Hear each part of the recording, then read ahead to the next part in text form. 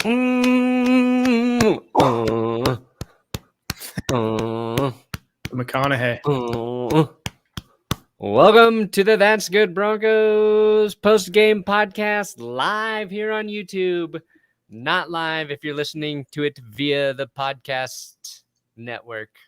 Brandon Perna here with Will Keys, and we have the taste of victory in the month of September with Vic Fangio as head coach. That 100-pound, 1,000-pound weight is off of his back. Mm-hmm. We're going to go through the game today. We might be a little rusty because we haven't done this for a while. But you mean talking about a win? We're going to, talking about a decisive win. I wasn't sure how to react most of the game, to be honest. I got kind of confused when they took the lead, and I was like, this happening? Doesn't feel right. Something's wrong. But it worked. Feels good. Yeah, I just didn't want to jinx him. I live streamed with Adam from 5 Points Vids, who's talking to my wife upstairs right now. Adam made us a great short rib dinner. So that was nice.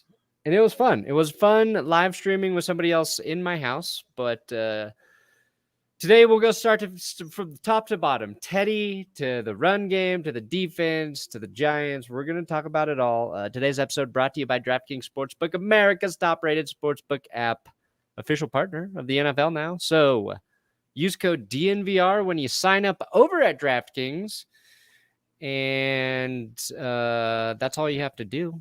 Also, benchwarmerbrew.com, my coffee company, if you want to support me and Will and our livelihood, you can do it at benchwarmerbrew.com. I brewed some of that. I brewed Adams this morning, and I really think his flavor overall is the best. I don't like to say that to his face. Oh, yeah, you need to send me your girlfriend's address so I can get the coffee for you. Oh, that's why you want it. Yes, that's why. That's why. Yeah. Okay. Also, send me the pictures of her. I will send you her address, and I will make sure to do that off the air. Yeah. I don't mean right now. Yeah. And then we'll also pretend like you bought it. You bought him for her. Oh, she's under no impression that that's the case. Okay. Yeah. I have a question for you. Really, before we get into the game, who got you guys a better dinner? Me when I bought 50 pounds of pizza, or Adam short ribs? Adam short ribs were better than the pizza. That's fair. I understand. But based on the quantity of pizza, it fed me for multiple nights. Yeah. And I think there is one beef short rib left upstairs. I just ate a ton of them. Yeah, that pizza could have fed the Donner Party like that whole winter. Yeah, it was the biggest fucking pizza I've ever seen in my life. I gave half of it to my buddy, and he couldn't eat it all. Yeah, Will accidentally ordered a giant pizza when he was here. It was really funny. The full Sicilian is what it's called. Mm-hmm. Next time we're getting the quarter Sicilian. Yeah, Adam and I had a long adventure on Saturday. I'll talk about that on the midweek podcast this week. We went down to Branson, Colorado, where a field was built for this team. It's the smallest fucking town I've ever seen in my life. So small. Didn't even know it was in Colorado. And we watched the Bearcats 6-on-6 football dominate their opponent. It was 6-on-6. Yeah, we'll talk about that Wednesday. I want to talk about the Broncos tonight. I want to talk about them right now. Let's do it. Okay. Man, I want to say the thing that I loved the most wasn't even Teddy Bridgewater. It was Vic Fangio continuing to just go for it on fourth down like he did in the preseason, which you and I talked about and said, look, he's got to do that in September because it seems like this offense might be in third and shorts a lot. But if Teddy can convert it in the preseason, just believe in him and do it. And then he did it. That never happens. Yeah, he was 3 for 3 on fourth down. He was perfect. Now, I mean, that kind of gives you a little bit of pause because you don't expect that they're going to nail all of their fourth downs all season. But what doesn't give you pause is just like the mindset and the philosophy to be aggressive. Yeah. And I saw a tweet. I didn't see the actual quote, so I'm gonna give that disclaimer.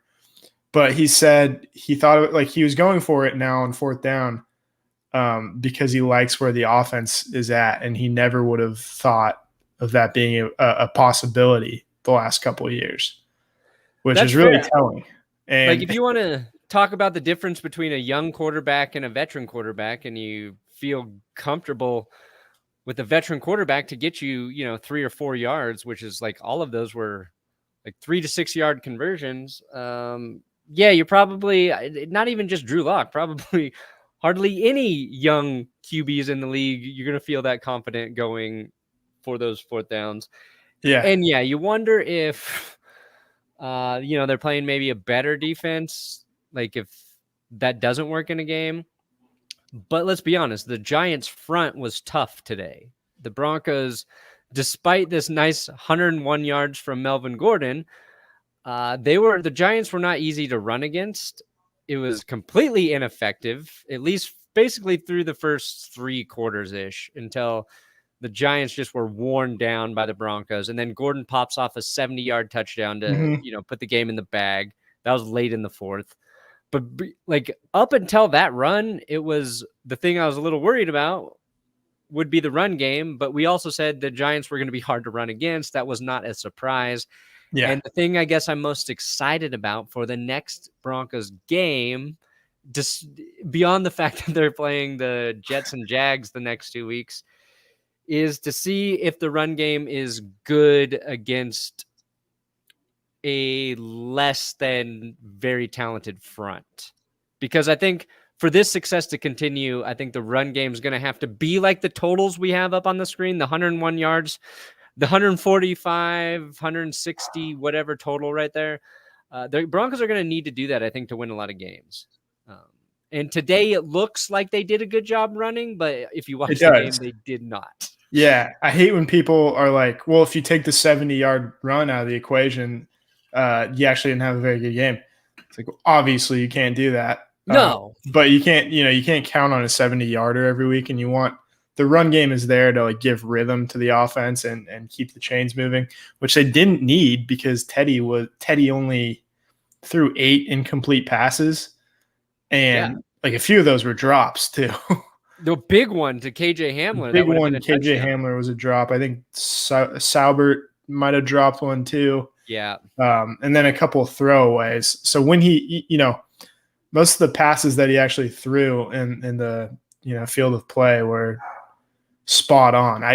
I saw him miss, like actually legitimately miss probably one throw today, and it was that deep ball down the sideline to I think it was Noah Fant, and just about everything else. Yeah, that one was short, right? Yeah, it was a little short, but the run game, you do it even when it's not working because like you have to keep the defense honest. Yeah. And B, even if you run for 2 and 3 yards at a time and it's just a cloud of dust, you wear out the defense, you keep the clock running, and at the end of the game, the defense gets so tired that they give up a 70-yard touchdown. And that's what happens. Something about like MetLife, because Melvin Gordon had a great long run for a touchdown last year against the Jets.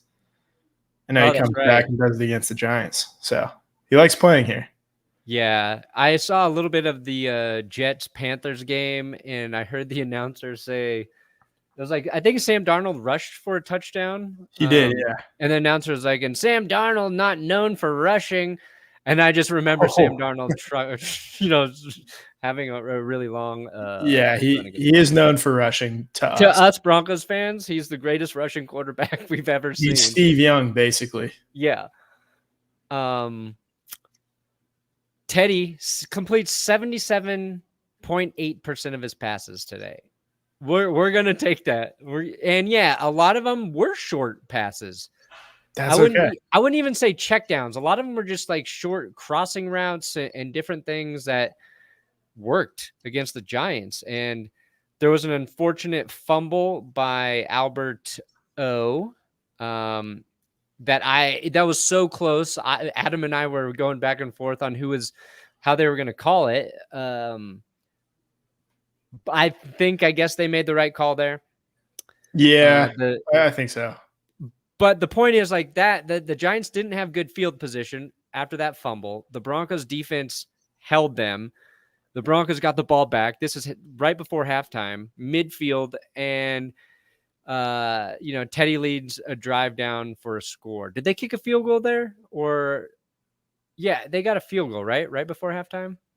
No, they scored the touchdown on the throw to Tim Patrick.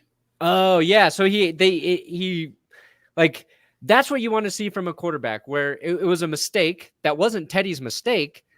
Defense held like they had done last year in many situations, but then Teddy answered by scoring a touchdown, right? Like he had less time to do it. It is something that if you're going to be a good team in those situations, you've got to take advantage of that opportunity. It's kind of like what we saw in the Browns game ending. Baker Mayfield throws a pick, and he played like a pretty dang good game up until that point, I think. Actually, I'm just saying that because I wasn't watching, but I think the Browns had a chance to win, but they didn't take advantage of their opportunity there. I thought this was just a little example of where Teddy made up for a mistake that a teammate made. And last year, a narrative were, as drops by receivers and things. But when you have a good quarterback, you don't talk about those things because they eventually make up for it. And I thought maybe that's an underrated part of Teddy getting the start and the whole safe label, which don't get me wrong, I've said myself, but I mean, here's the thing though, is he was pretty safe today.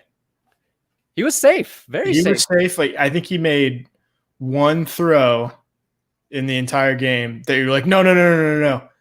And he completed it. To the throw to KJ Hamler, I think it was on third down. Was that the deep one? It was across his body. Oh, yeah. You're just like, oh, don't throw it. Throws it. It's right on target. He wasn't like bouncing passes off of defensive backs' hands. I think Daniel Jones got away with a couple near interceptions. That wasn't the case for Teddy. He took what the defense gave him. Yeah. In most instances. And it turns out the defense was giving him a lot because they're keying in on the run. Yeah, they keyed in on the run. Maybe a different quarterback gets some more big plays. Maybe Jameis Winston's out there slinging, giant touchdowns against him.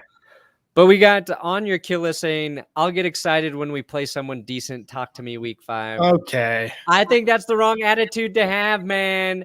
We have waited 2 fucking years heading into year 3 to get a win in September. I'm going to enjoy this now. I saw the best quarterback play all around that we've seen since probably when Locke beat Teddy Bridgewater and the Panthers or when Locke beat the Texans. But I think you're going to see this every week out of Teddy, and I think you should be excited. And they're going to play 2 bad teams following this.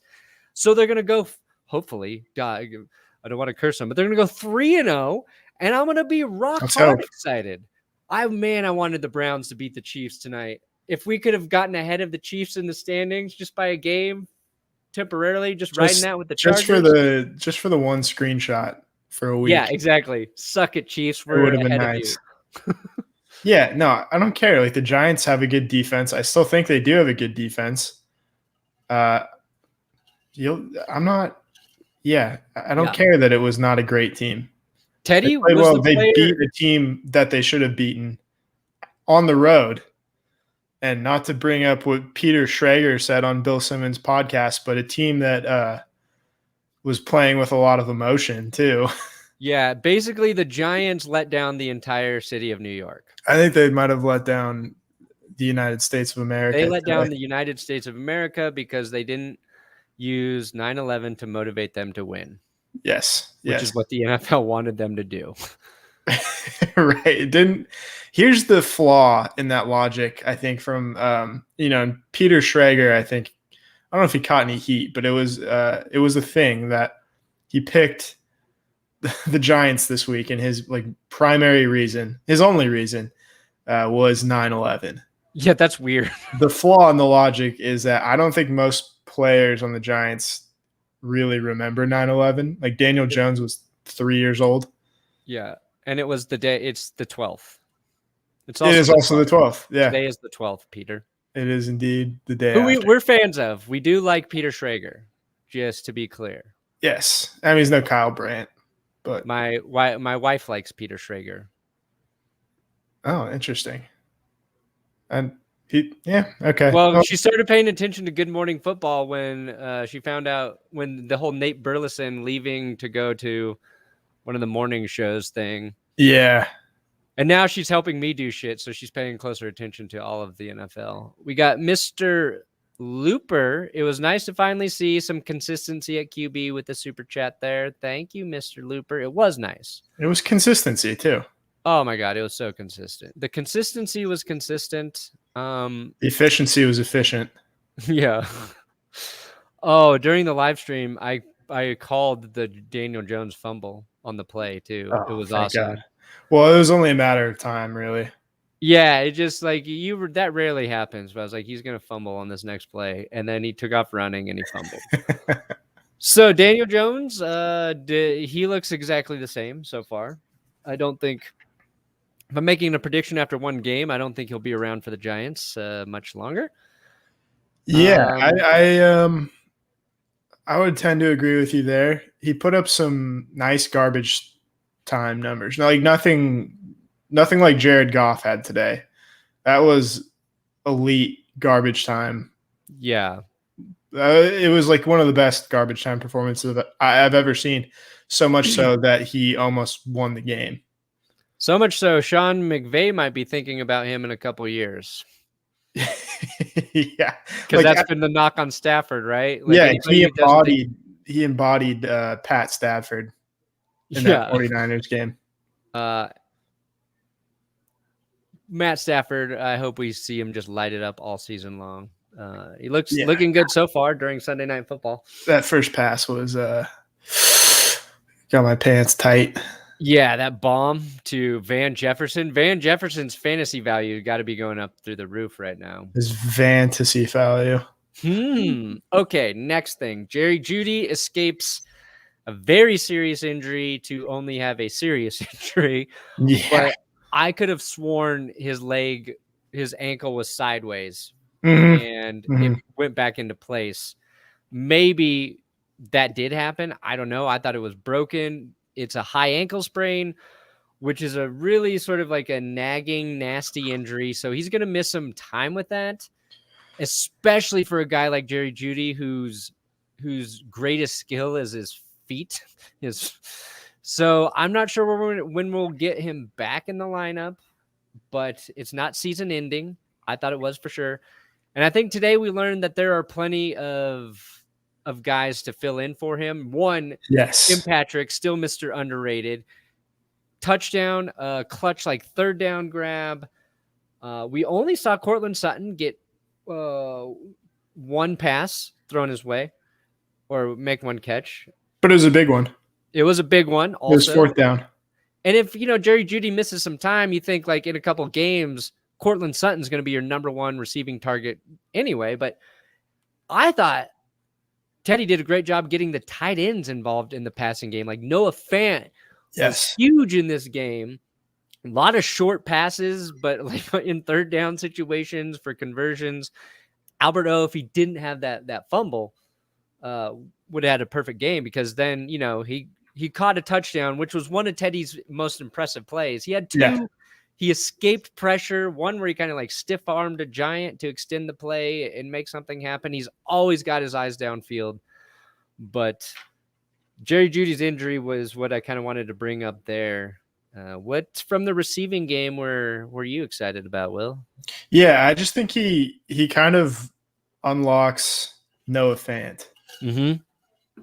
I think he's not, looking to make the toughest throw every play like Drew Lock was. He's just gonna be content checking it down or finding someone over the middle. Like I don't think Drew Lock was the best at throwing it in between the hash marks. But that's what Teddy Bridgewater gives you, and he even missed a throw too to Noah Fant that might have put him Yeah. at 100 yards today. But He under he underthrew a ball where Fant was like going down the sideline pretty open. could have been a Uh, big touchdown. And you yeah, saw Fant after the play, like doing this, I think, like to tell Teddy, like to send it deeper. Go like further. It's like, no, Uh, just let that one rip.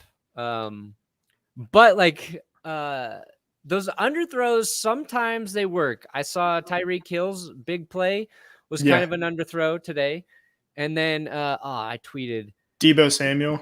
the Deebo Samuel play, huge underthrow by Jimmy G that he turned into a touchdown. And you know when a quarterback knows he got lucky because Jimmy G was like running to the sideline, like laughing and smiling. And that was a situation where it didn't work for Teddy. No. Maybe next time. Yeah. I would put some more air under it. But so I said the podcast that we did when Drew Lock and when Teddy Bridgewater won the starting job, I said that we're wasting KJ Hamler's speed without Drew Lock. Turns out KJ Hamler got open deep. Teddy Bridgewater put it right on him. And obviously KJ Hamler dropped it. So I wasted it. I sounded a little El Stupido. Yeah, but no, that's fine. But KJ bounced back from that and had a 22-yard grab on the sideline, little toe tap. I think that was on a third down too. Mm-hmm. So, KJ kind of made up for that play. You never make up for a drop touchdown unless you catch like two more. You got to catch 2 touchdowns to make up. You got to double it. Those are the rules. Or you got to make a play like Albert O, where that he wasn't even a receiver on the play, is what Teddy said after the game. Oh, nice. He was a run blocker, and he just kind of leaked out, popped over, and Teddy found him, and he got the touchdown. Made a play. Yeah, it was just like a 3-yard touchdown, but it's like one of those like really hard 3-yard touchdowns to get. Yeah. It reminded me of a certain quarterback, Kansas City. Everyone during the stream today was calling Mahomes fat and out of shape. I was watching the game, and I'd like to talk to myself a little bit while watching Red Zone, and I called him fat too. Did you? Did he look a little out of shape? I wouldn't call anyone in the NFL out of shape, especially when they ran for a touchdown today. He's just a little he's thick. Interesting. We got a super chat here from Shade Tree Mitch. $5. Play calling looks safe first few drives, then Shermer started calling a great game, allowed Teddy to shine. Very happy as a Lock fan. Go Donkeys. Yeah, I don't know how much it was like Shermer calling a safe game as it was like Teddy just, getting into rhythm.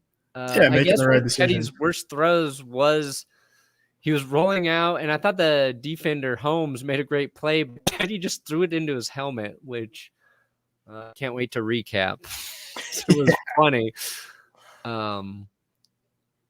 And I was like, oh, yeah, Holmes was one of the guys we said the Broncos didn't need to worry about. And I was like, he just made a great play. And I was like, oh, no, Teddy just threw it at his fucking face. So, yeah, it's like in basketball when you're going out of bounds, and so you just throw the ball at the defender's feet. Yeah. It was a little bit like that. $10 super chat. Let's go Broncos from Fulcrum the Brave. Thank you. We're all crumbing today. What do you got in those notes there, Will? What's something you wanted to bring up? Yeah, I mean, we've been talking about offense all day. We could talk about the defense a little bit. Of course, we're always going to get to the defense. Yeah, so I mean, the big story on the stat sheet and otherwise. Right here. No Bradley Chubb. Didn't matter for Von Miller. He came in and had 2 sacks. He got off the ball so quickly on that second sack. Yeah. I don't know if it was him getting off the ball quickly or Matt Pert reacting like a second late to the snap. It's like it looked like Matt Pert didn't know the snap count. Oh, my God. Wide open Cooper Kupp. Maybe it's a flag. I'm still a second behind you. I'm looking at the Robert Woods play here. Which just is also nice. Wake me up when Andy Dalton gets out of the game. Yeah, so he's open. Yeah, Von Miller, it looked like he was offsides. That's how good Von Miller is. Yes, like that's peak Von Miller in year 11. He looks as good as ever. He had an excellent sack dance, sliding on his knees. Yeah. Uh, it, it's it's just a sight to behold every time he gets around the edge. Um, Other thoughts on the defense? Obviously, kind of a tough start for Patrick Surtain. Yeah. He got burned a little bit, maybe a lot of bit, on that Sterling Shepard touchdown. It happens. It was a little bit of a welcome to the NFL moment. It also didn't feel like maybe I just didn't notice him because he was in the middle of the field rather than on the outside, but didn't feel like he was in the game a lot. No, it really And didn't. we'll have to check like the snap counts later, but I saw a lot of obviously Fuller. Callahan, I think, was playing such a good game. You forgot he was there. Yeah, it's like they weren't throwing to his guy. Yeah, and the Giants like realized like this secondary is so deep. Like you have no choice but to throw at Darby all the time. Like you Yeah. throw at Darby and you throw at the linebackers, and the linebackers I think actually held up really well, especially later in the game. Even Josie Jewell batted down like a pass in pass coverage. Yeah, really nice. Yeah, so I think you could see Ron Darby ending up leading the team in interceptions because he's going to get the most targets this year by far. That's going to hurt our Patrick Surtain Rookie of the Year prediction.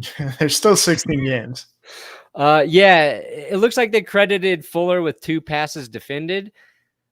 I believe both of those came like towards the end of the game when it was still like winnable for the Giants. Mm-hmm. And he had just gotten a pass interference penalty, which was the correct call. He really held on to the receiver, which in that situation, if he doesn't, maybe that guy gets open and Jones gets him the ball and is a touchdown. But after that, the next like 3 passes, I thought all went at Kyle Fuller, and he defended all of them. I guess based on these stats, it's 2, but that was in the red zone, tight spot. So Fuller looked good. Darby, very serviceably good. Yeah. He's going to be like the weak link, like you're saying. He's going to look like the worst corner, but he might be doing his job well a lot of the time. Yeah, I mean, you're going to get like as a secondary, you're going to give up completions. Yeah, someone's got to do it. And Sterling Shepard played very well for the Giants. He did. That was the guy who took advantage of Patrick Surtain on the touchdown he gave up. So, yeah, we're not worried about Patrick Surtain. This is a defense that gave up 7 points for 59 minutes and 59 seconds of the game.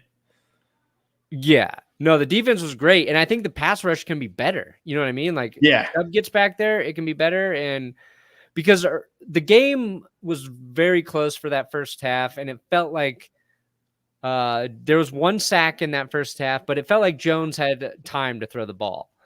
And he was kind of mimicking Teddy in a way where the only way Giants would put together runs was when he'd string together a handful of short passes and they would, pick up the first. It was like everything was going to 3rd down, then they kind of pick it up. But so I think the pass rush for the Broncos can be better. I really do. So I'm not worried about the secondary at all. And linebackers, I have nothing to complain about. I didn't see any, they shut Saquon Barkley down, and I don't think Saquon's 100% yet. It's going to take him a while to maybe be back to what we think of with Saquon. Yeah, I will say, neither team ran the ball very well. No, I mean, the Broncos ran it better, even before the 70-yard touchdown, but they ran it a little bit better, and then once the Giants' defense was gassed and the game was starting to slip away, they ran it really well. Yeah, I mean, you can say this in hindsight, obviously, because they lost, but didn't feel like Saquon Barkley should have been out there. Aside from, I think, one play where he made Shamar Stephen miss, he didn't look very quick. No, it's going to take a while before I think he feels like that knee is comfortable. Right. Yeah. I mean, the leading runner was Daniel Jones, which I think we kind of almost expected. Yeah. We said he might be a rushing issue. Something that's never an issue, my friends. DraftKings Sportsbook. Oh, got him. DraftKings Sportsbook. Let me go full face for this bad boy. It was the first Sunday of the NFL season, and the excitement can continue with DraftKings Sportsbook, an official sports betting partner of the NFL. DraftKings is giving all new customers a can't-miss offer to celebrate the return of the NFL season. Bet $1 on any game and receive $200 in free bets instantly. Instantly, not later. Not later, guys. Now. This happens right away. Instantly. This is what I'm telling you. If you put $1 in there, it's going to turn into $200 like magic. Like David Copperfield just... And there'll be a Monday night game to bet on tomorrow or today if you're listening to this in the morning. So take advantage of that offer. And you know DraftKings is safe. It is secure. It is reliable, making it easy for you to deposit and withdraw your money at your convenience. So download the DraftKings Sportsbook app now. Use promo code DNVR to receive $200 in free bets when you place a $1 bet on any football game. That's code DNVR to get your $200 in free bets. You can do it for Monday Night Football too, baby. This week at DraftKings Sportsbook, an official sports betting partner of the NFL. You got to be 21 or older. Colorado only. New customers only. Restrictions apply. See DraftKings.com/sportsbook for details. Gambling problem? Call 1-800-522-4700. Not sure if I'm supposed to try to read that part sexy, but I think I did. Well, is there any part of the instructions where they say you shouldn't? No, it doesn't say don't read sexy. Yeah. Yeah. There you have it. Okay, I'm trying to look through my notes here. I've got a couple of things. Okay, give me something. Give me some goods, Will. Yeah. Give me just-tastic goods. I don't have the figure, but the time of possession. Oh, I that think felt like it was skewed pretty heavily. But can we get a time of possession? No, that's the one stat not showing. Denver definitely dominated that through the first 3 quarters. Yeah, all the game that mattered. They killed it. Like, it was the Vic Fangio special. Yeah. Riley Dixon averaging a 54-yard punt. Former Broncos punter that they drafted. And then they got rid of for Marquette King. But looks like maybe giving Riley a little longer chance there. I don't know. Yeah, who he struggled with the Broncos, to be fair. He did. Oh, maybe do we got time of possession? What's this taking us to? Oh, no, don't give me stuff. That's just an ad. What is it? We're not trying to buy an Evan Ingram jersey. No. Or Saquon. Now's not the time. $325 for a Saquon Barkley jersey. Wow. You put that thing on the discount rack after today. Wow. Thanks for everybody who joining us live. The super chats, very kind of you. Rams up 20-7. Okay. What was your next thing, Will? Yeah. 3rd and 4th downs were so crucial today. Yeah. Teddy was money on those. And you talk about time of possession, and time of possession is obviously important. Yeah. But you don't get that without converting on 3rd and 4th down. Yeah. So that's the key that leads to the big stat that everybody wants to talk about. And then in the red zone, they were pretty good. Like, they settled for a McManus field goal. I think had Albert O not fumbled, Teddy would have put the ball in the end zone again. And then obviously on 4th down hits Albert O. And then that play before halftime, that throw to Tim Patrick, has that play ever not worked for the Broncos? I feel like they ran that play a bunch last year, and it worked every single time. So whatever that play is called, it should be in Pat Shurmur's, short list of red zone play. The red zone play. Yeah. Get it to Tim Patrick. Just get the ball to Tim Patrick. good things will happen. What kind of route was it? I can't remember. It was he comes in motion right to left. They fake The handoff right? They fake this the handoff right out of the gun, and then he just kind of runs like an arrow. I don't know if that's what it's called, but we'll call it an arrow. He runs to the pylon, to the front pylon. Yep. It's a money play.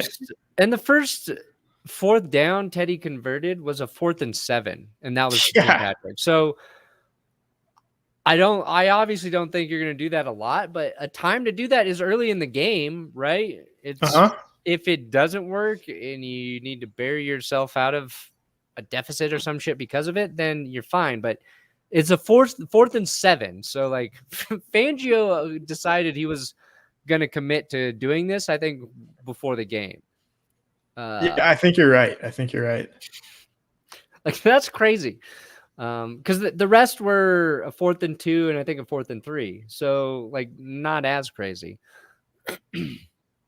But 4th and 7, that impresses me. And I mean, I like I said, they're not going to nail every 4th down, obviously, but I think going for it in 4th and manageable, as long as it's not like, stupid, and you're in the right part of the field, generally speaking, it's in the long run, it's going to turn out to be beneficial to go for most 4th downs.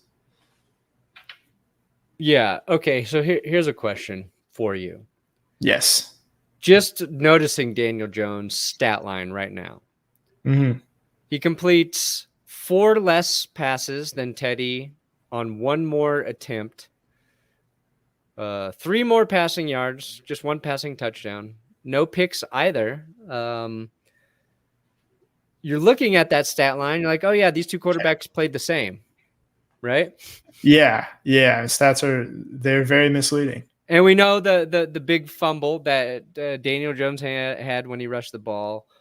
How would you try to describe like the difference in the way Teddy played compared to Drew to someone who just sees the stat line? Like, how do you tell them that Teddy was a lot better, even though like the yards aren't there?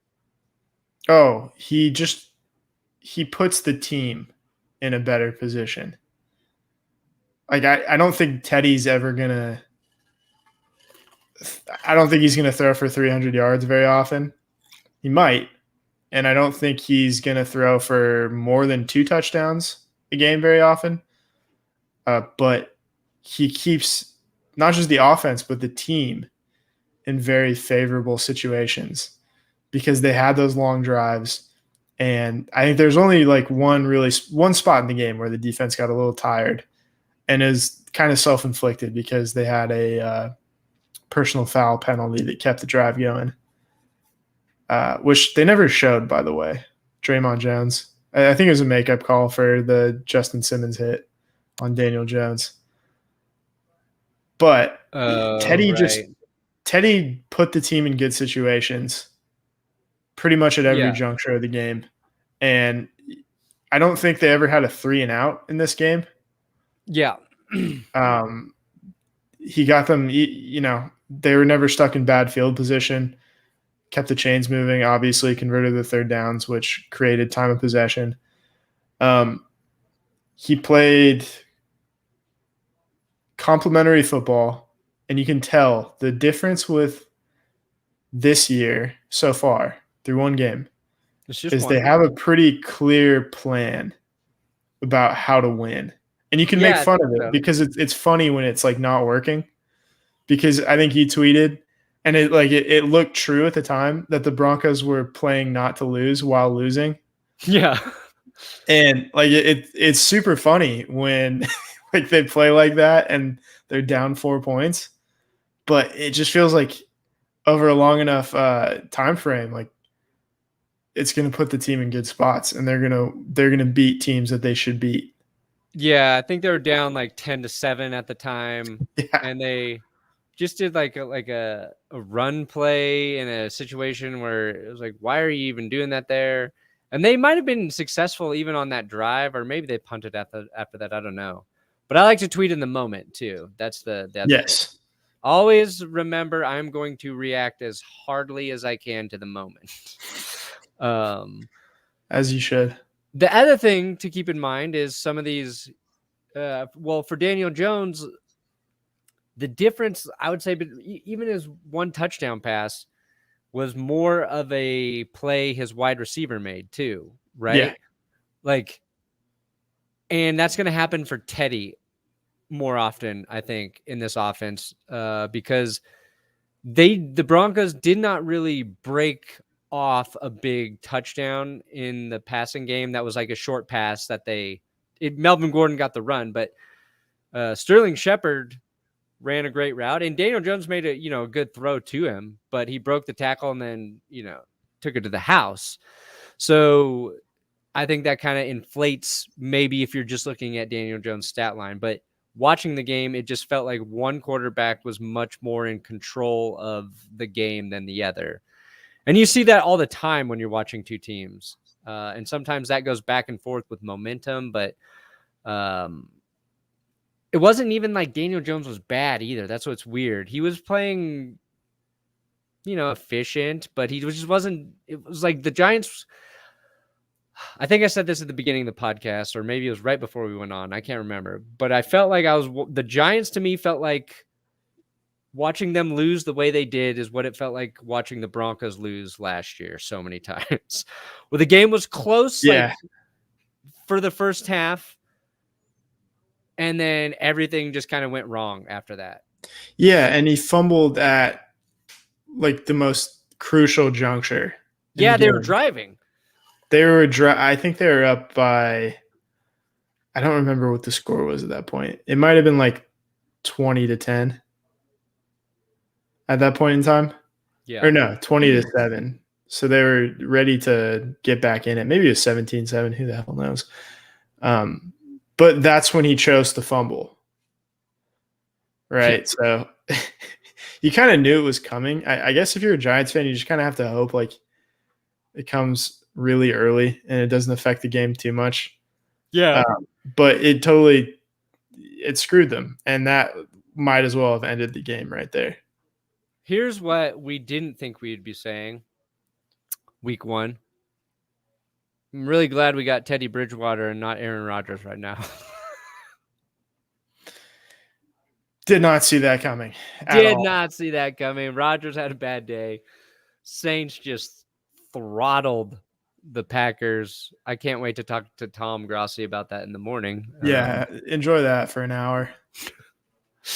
Yeah, what was the final score? 38-3? Yeah, something like that. And Rodgers just looks like he looked really bad too. It wasn't just the Packers. Yeah. He looked really bad. Do you think there's any chance that's not just a one-game thing? I mean, I guess there's always a chance when, quarterback play is bad, but that was really bad because Rodgers, I think every year he, when things go badly for the Packers in games, they go really, really badly and they kind of just quit and pack it in, pardon the pun, for the next week. But it's kind of jarring for that to happen. Not in week 11, but in week 1. Yeah. So I don't know. One of my your resolutions for the start of the season is to remember not to overreact to week 1. Yeah, no, I'm trying to keep that just for the Broncos. I'm good about doing that for other teams. Oh yeah, no, we are correctly reacting to this game. Yeah. But yeah, Rodgers was terrible. It's like he and Jameis switched bodies before the game. Yeah, no, it really is. Winston was good. Rodgers not so good. They put in Jordan Love. Yeah. To the point where they put in Jordan Love, and Jordan Love looks slightly better. Yeah. To be honest, I don't know.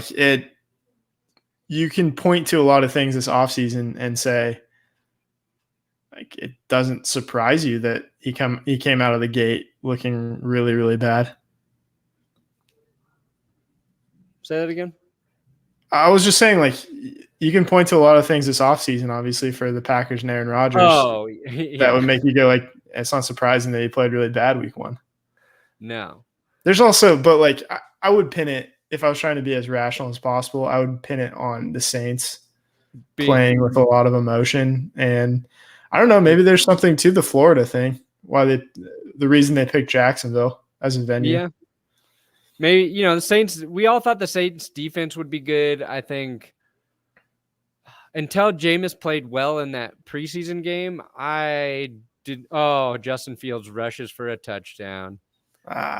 Bears have life. Play behind. I just didn't think Jameis would be good at all. And today he looked perfect. He did. Yeah. Speaking of efficiency, like we thought Teddy Bridgewater played efficiently. Jameis Winston threw a touchdown pass every 4 attempts.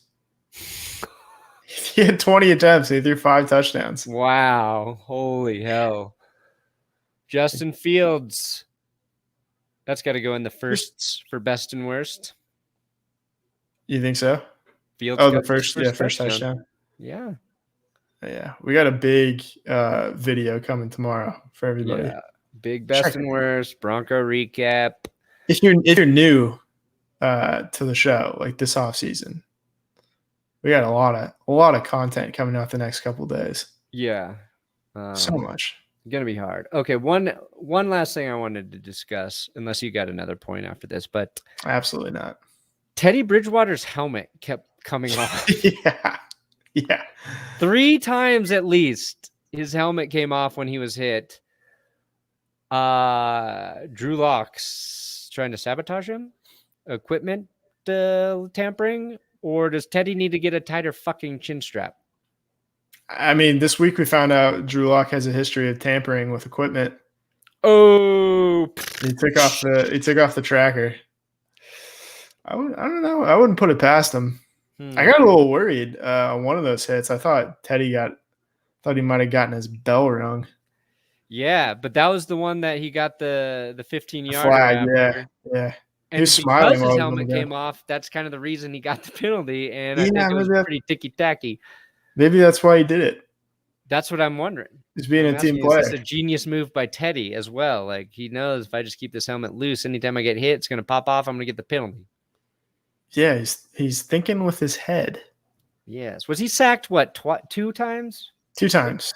Yeah. 2 times, and it seemed like they were coverage sacks. One was definitely a coverage sack, and the other one, I think Graham Glasgow just couldn't hold his block. So yeah, I don't want to pat ourselves on the back too much, but everything we said in the prediction episode was pretty much right. That is correct. And I'm just going to give Will credit there because he wrote it. He wrote 99% of it, and he was spot on. I like to use the word we and us. No, because you're a good guy. I was in a bad time crunch Friday, and usually I contribute more to those. But all of that was Will. But I agreed with it. Like, I read that and I was like, yeah, I feel like I just learned a little about what I think the Broncos are going to do. Yeah, I mean, let's be honest. Like, we think with the same brain. Yeah, we have the same football brain. We were on the same page. Like, today we were working on the best and worst script, and every time I went to drop what I wanted in there, Will's already writing it. I was like, fuck yeah, this is what I'm talking about. Yeah, well, we're in year 4 of this, season 4. So we're hitting our stride. We're in mid-season form already. Now I gotta try to get the Broncos script in shape, and I'm so tired right now. It's like, can I even do it? Make Adam do it. Yeah, make Adam write. Make him earn his room and board. Yeah, I should. I really should. You really should. Come on. Well, Broncos are 1-0. Yes, they are. Vic Fangio gets his win. Jerry Jeudy will be back at some point. Luckily, the negative X-rays were negative. KJ Hamler probably got an opportunity to step up if while Jeudy misses some time, because It's kind of that explosive playmaker you're looking for. Cortland Sutton still hasn't. He's got potential to have a big game. Reliable Timmy Patrick. A lot like reliable. The Giants' Sterling Shepard, in my opinion. Defense good. Punting, not an issue because you're not punting. I mean, Sam Martin just 2 punts, so I won't bitch about the punting. McManus made all his kicks. Feel good. I feel good. Is it the Jags next week? And then the Jets? Yeah, it's the Jags in Jacksonville, and then you got the Jets. I saw someone asked on Twitter who are the 3 worst teams in the NFL this year. And the answers were Jacksonville, the Jets, and the Lions. I was like, oh, we play them all this year. Yeah. That's great. And some people might have changed their answer to the Giants today. So I think they might be on the short list. Yeah, and if you're in the Patreon Pick'em League, Will and I definitely picked the Texans to win today, so try and keep up, ladies and gentlemen. We knew Jacksonville was going to be bad. We knew it. We know that one. And I hope the Broncos look better than the Texans against the Jags. That's the next goal. That's the next hurdle we got to get over. Look better than the Texans. Yeah. Against the Jags. It's not much to ask for usually, but they played well. They played a nice game. Yes, they did. All right. Thank you guys for watching. We'll have a midweek pod. Oh, Stafford's just finding wide open dudes. Midweek podcast. I think we're going to go Wednesday this week. Game picks for all the games, Broncos news, all the shit you love. We might finally get a winning season. Fulcrum the Brave with the last-second super chat. Thank you, my friend. I think he's on to something.